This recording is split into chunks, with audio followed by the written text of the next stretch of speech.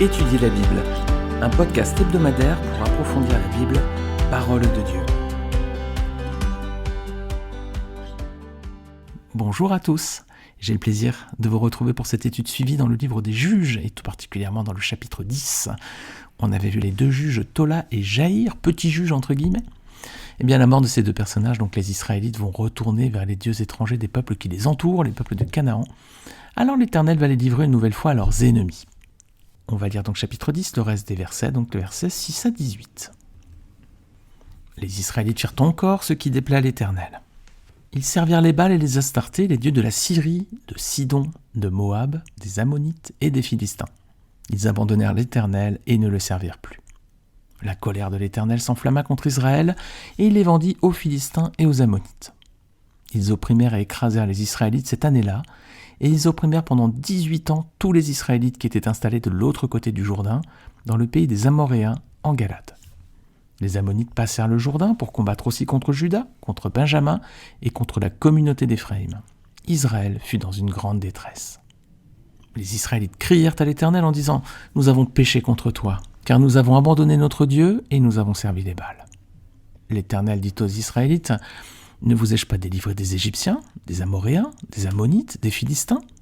Lorsque les Sidoniens, les Amalécites et les Maonites vous ont opprimés et que vous avez crié à moi, ne vous ai-je pas délivré de leurs mains ? Mais vous m'avez abandonné et vous avez servi d'autres dieux. C'est pourquoi je ne vous délivrerai plus. Allez crier vers les dieux que vous avez choisis, qu'ils vous délivrent dans votre temps de détresse. » Les Israélites dirent à l'Éternel, « Nous avons péché. Traite-nous comme il te plaira. Seulement, nous t'en prions, délivre-nous aujourd'hui. » Ils enlevèrent les dieux étrangers du milieu d'eux et servirent l'Éternel, qui fut touché par la souffrance d'Israël. Les Ammonites se rassemblèrent et installèrent leur camp en Galade. De leur côté, les Israélites se rassemblèrent et installèrent leur camp à Mitzpa. Le peuple et les chefs de Galade se dirent l'un à l'autre, « Quel est l'homme qui commencera l'attaque contre les Ammonites ? Il sera le chef de tous les habitants de Galade. » Alors pour commencer, on retrouve dans ce passage le schéma classique des chapitres précédents du livre des Juges. L'attitude du peuple est toujours la même. Premièrement, désobéissance. Deuxièmement, punition par Dieu. Troisièmement, repentance du peuple. Et puis enfin, la réponse divine, Dieu répond. Alors cette fois, l'Éternel va répondre en deux temps. Alors on va regarder tout d'abord donc le verset 6. Vers quel Dieu se sont tournés les Israélites ? Regardez, il y a les Baals, les Astartés, les dieux de Syrie, de Sidon, de Moab, les dieux des Ammonites et ceux des Philistins. Alors ça en fait combien en tout ? Ça en fait 7, 7 dieux au total. Alors les hommes, ils aiment bien ça, se fabriquer des faux dieux et des idoles. Si vous vous promenez des fois dans des boutiques de décoration notamment, il y a toujours un tas de représentations, des Bouddhas souvent, il y a des statues, là, il y a des formes un peu qui sont souvent liées aux divinités asiatiques. Je pense à l'hindouisme notamment, l'hindouisme donc la troisième religion la plus importante après le christianisme et l'islam, plus d'1 milliard d'adeptes. Il faut dire quand même qu'il y a 80% de la population en Inde qui pratique cette religion, donc comme ils sont 1,4 milliard, c'est sûr qu'on arrive tout de suite à 1 milliard. Mais dites-vous bien que dans le panthéon hindou, donc ce qui représente toutes les divinités de cette religion, on compterait, vous savez combien ? 33 millions de dieux. Alors là, impossible de tous les connaître. 33 millions de dieux sont répertoriés dans le panthéon hindou, les amis. Alors, il faut reconnaître que en Europe aussi, nos amis catholiques ne sont pas en reste. Alors, vous savez que je suis baptiste, donc de la famille des évangéliques, de la famille des protestants. Voilà. Nos amis catholiques ne sont pas en reste, il faut bien le reconnaître. Dans la religion catholique, vous savez combien de saints on dénombre ? Pas moins de 8000, les amis. 8000 saints dans la religion catholique. Alors, ce qui est fâcheux, très fâcheux, c'est que pas un seul de ces saints ne trouve sa raison d'être dans la Bible, les amis. Pourquoi ? Parce que dans la parole de Dieu, qui sont appelés les saints ? Eh bien, ce sont les chrétiens, en fait. Tous les chrétiens sont appelés des saints. Regardez un passage dans Éphésiens chapitre 1, versets 3 à 4. « Béni soit le Dieu et Père de notre Seigneur Jésus-Christ, qui nous a bénis de toute bénédiction spirituelle dans les lieux célestes en Christ. En lui, Dieu nous a choisis avant la création du monde pour que nous soyons saints et sans défaut devant lui. » Voilà les amis. Donc le plan de Dieu, c'est que les chrétiens soient saints, c'est ce à quoi ils ont été appelés. La Bible ne parle jamais de saints en évoquant des personnes remarquables. Regardez ce que dit Paul, notamment à son sujet, et au sujet de ceux qui l'entouraient. Romains 3, versets 9 à 12. Voilà ce que dit Saint Paul, justement entre guillemets. Romains 3, donc versets 9 à 12. Que dire donc ? Sommes-nous supérieurs aux autres ? Pas du tout. En effet, nous avons déjà prouvé que juifs et non-juifs sont tous sous la domination du péché. Comme cela est écrit, il n'y a pas de juste, pas même un seul. Aucun n'est intelligent, aucun ne cherche Dieu, tous se sont détournés, ensemble ils se sont pervertis, il n'y en a aucun qui fasse le bien, pas même un seul. Voilà les amis, donc la Bible ne parle pas de personnages qui seraient plus remarquables que d'autres. Paul lui-même dit, est-ce qu'on serait supérieur aux autres? Pas du tout. Il n'y a pas de juste, pas même un seul, aucun n'est intelligent, aucun ne cherche Dieu. Donc ce que l'Église catholique considère comme des saints, en fait, n'a pas de racine biblique, n'a pas de fondement biblique. Paul dit tout l'inverse. Parce que, hormis Jésus-Christ, il n'y a aucun homme qui a vécu ici-bas qui n'a eu une vie suffisamment digne aux yeux de Dieu. C'est pour ça, d'ailleurs, que Jésus est mort sur la croix. C'est pour payer les péchés de tous les hommes, absolument tous. Regardez avec moi Romains 3, versets 23 à 25. Tous ont péché et tous sont privés de la gloire de Dieu. Et ils sont gratuitement déclarés justes, par sa grâce, par le moyen de la libération qui se trouve en Jésus-Christ. C'est lui que Dieu a destiné à être par son sang une victime expiatoire pour ceux qui croiraient. Donc les amis, il n'y a pas de saints dans le ciel qui seraient des hommes remarquables plus que d'autres. Les saints, ils existent, mais ils sont sur la terre. Ce sont ces pécheurs qui ont reconnu et accepté le sacrifice de Jésus-Christ sur la croix pour eux. Et c'est vous et c'est moi si nous sommes chrétiens. Voilà, si vous êtes chrétien, si vous avez reconnu Christ comme votre Seigneur et Sauveur, s'il est votre Rédempteur, eh bien vous êtes un saint, les amis. Vous êtes un saint. Voilà, je referme cette parenthèse sur les saints. J'espère n'avoir choqué personne. Voilà, je vous ai donné des arguments, des versets bibliques. Donc, le Seigneur est assez clair sur ces points-là, mais l'homme, parfois, extrapole souvent certains passages, et puis il invente des choses qui ne sont pas dans les textes, les amis. Ce n'est pas dans les textes. Alors, quelles sont les conséquences de l'infidélité d'Israël? Versets 7 à 9. Dieu va s'enflammer contre ce peuple rebelle. Il va le livrer à ses ennemis, les Ammonites et les Philistins, qui vont les opprimer pendant 18 ans. Alors les Philistins, c'était les peuples qui habitaient dans la région. Et puis les Ammonites, rappelez-vous, c'était les descendants de Lot. Ces filles ont commis un inceste avec lui, elles l'ont endormi avec du vin, rappelez-vous, c'était en Genèse. Et puis ensuite, elles ont couché avec lui. Et leurs descendants, donc c'est les Ammonites et les Moabites, qui étaient donc interdits d'entrer dans le peuple de Dieu.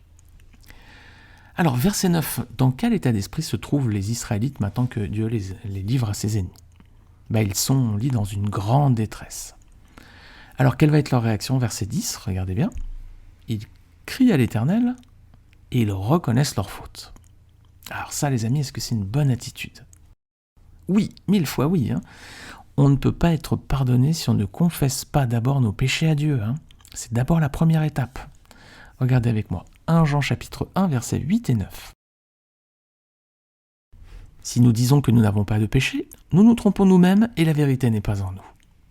Si nous reconnaissons nos péchés, il est fidèle et juste pour nous les pardonner et pour nous purifier de tout mal. Voilà les amis, avant de pouvoir être pardonné, il faut d'abord reconnaître ses fautes et demander pardon. Voilà. Et le Seigneur, il est écrit qu'il est fidèle et juste pour nous les pardonner et nous purifier de tout mal. Alors si vous avez des péchés sur votre conscience, et on en a tous, je vous rassure tout de suite, je suis pécheur aussi, comme chacun d'entre vous. Alors si on a des péchés qui pèsent sur notre conscience, reconnaissons notre faute, confessons-les à Dieu.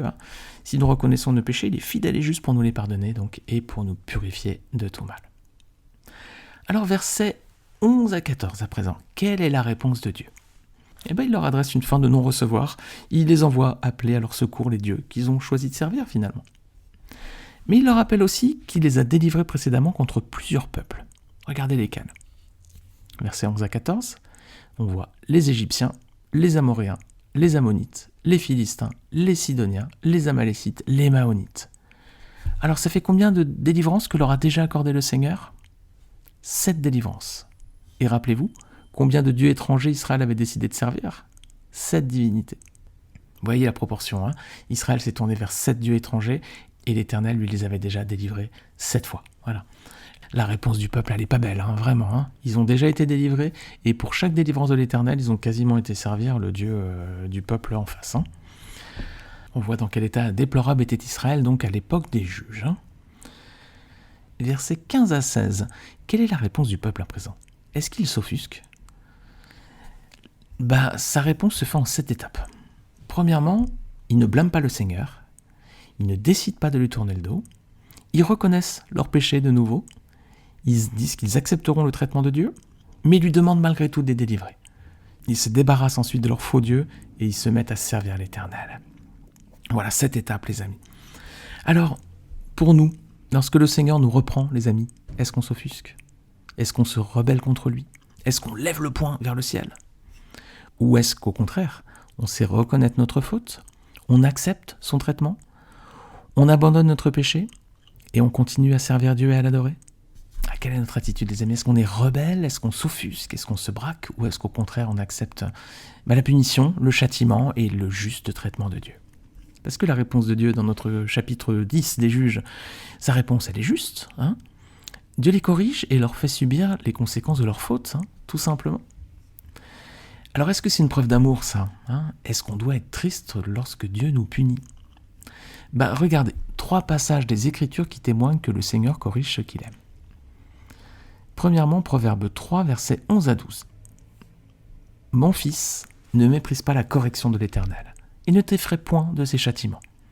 Car l'Éternel châtie celui qu'il aime, comme un père l'enfant qu'il chérit. » Alors les amis, si vous êtes châtiés par Dieu, c'est un sujet de joie, parce que l'Éternel châtie celui qu'il aime, comme un père l'enfant qu'il chérit.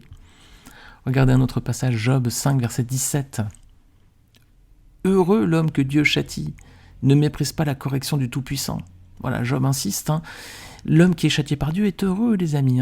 Et il ne faut pas mépriser donc la punition, la correction du Seigneur. Un dernier passage, Apocalypse 3, verset 19. L'Éternel dit « Moi je reprends et je châtie tous ceux que j'aime. Aie donc du zèle et repens-toi. » Alors, lorsque le Seigneur nous punit, est-ce que c'est positif ou est-ce que c'est négatif? C'est extrêmement positif. C'est un acte d'amour qu'il nous adresse en fait. C'est comme un père qui punit son enfant parce qu'il a fait une bêtise. Le but du père, c'est quoi? C'est d'apprendre à cet enfant qu'il a fait quelque chose de mal et qu'il ne doit plus recommencer. Sinon, il y a une conséquence, il y a une punition. Alors bien sûr, punir, attention, les parents, ça ne veut pas dire frapper aveuglément, ça ne veut pas dire être brutal, ça ne veut pas dire, baum, frapper sans donner d'explication. En tant que parent, on doit corriger nos enfants avec amour, on doit les enseigner, les reprendre comme le Seigneur le fait avec nous, avec patience, avec tendresse et avec bonté. Alors on ne doit pas être triste lorsque Dieu nous reprend et nous punit, les amis, c'est la preuve de son amour. Cela démontre que nous sommes bien son enfant. D'ailleurs, regardez verset 16. Est-ce que Dieu va leur tourner définitivement le dos? Non, regardez, il est touché par les souffrances de son peuple. Regardez un verset avec moi dans le prophète Michée, chapitre 7, verset 18. Ça va nous encourager, je l'espère. Le prophète dit « Quel Dieu est semblable à toi, qui pardonne l'iniquité, qui oublie les péchés du reste de ton héritage.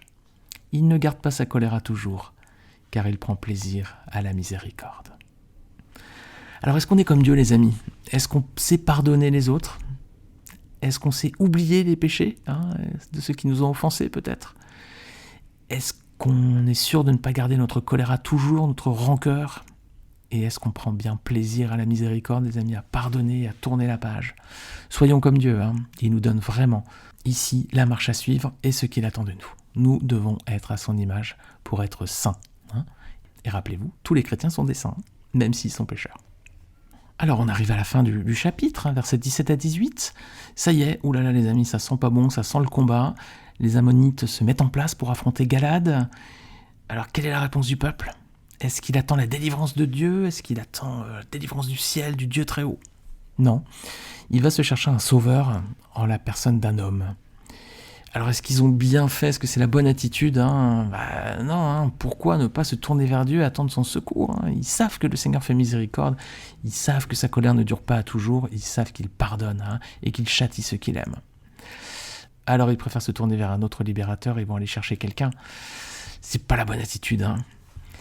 Alors les amis et nous-mêmes, lorsqu'on est dans les épreuves, vers qui on se tourne? Est-ce qu'on va essayer de chercher du secours ailleurs?